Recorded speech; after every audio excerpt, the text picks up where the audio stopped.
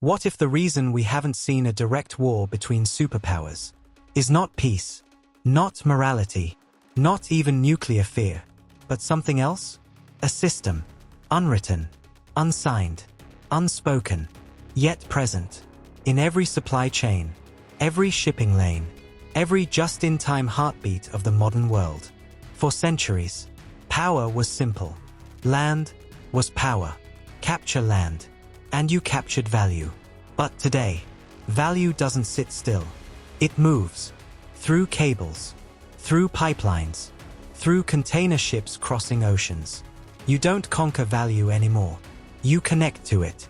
And if you try to seize it by force, you don't just harm your enemy. You break the very networks that feed your own cities, fuel your own military, run your own economy. This is the first law of the modern world. No one can break the machine without living inside the break. This is the logistics of peace. A system where war doesn't just destroy your opponent. It destroys you. But this is only half the truth. Because not everyone is connected equally. Some nations sit at the chokepoints, the straits, the semiconductor fabs, the energy valves. They can disrupt the system with less damage to themselves. This is the asymmetry of interdependence. Fragility exists, but it is uneven. Deterrence is not equal. For some, it is protection. For others, it is exposure. And then, there are those outside the system. Not nations, but actors. Decentralized, invisible, unbound. They don't depend on supply chains. They don't fear collapse. They can strike silently.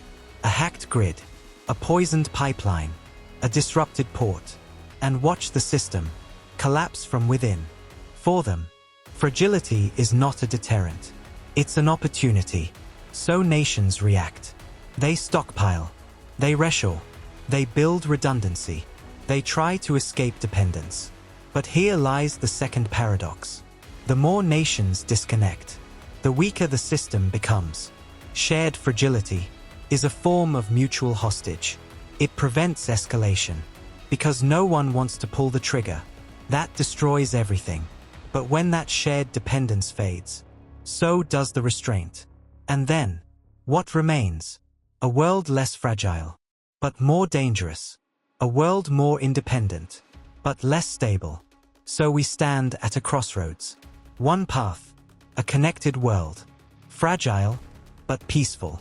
Held together by the fear of collapse. The other, a divided world. Stronger individually, but with fewer reasons to avoid conflict. This is the Fragility Doctrine. Peace is no longer guaranteed by strength. It is maintained by shared vulnerability. But that raises the final question. If fragility is what keeps the peace, what happens when the world is no longer fragile? Because the future of war won't be decided on battlefields. It will be decided in supply chains. And the answer to what comes next hasn't been written yet. Created for you by Yashvanthan.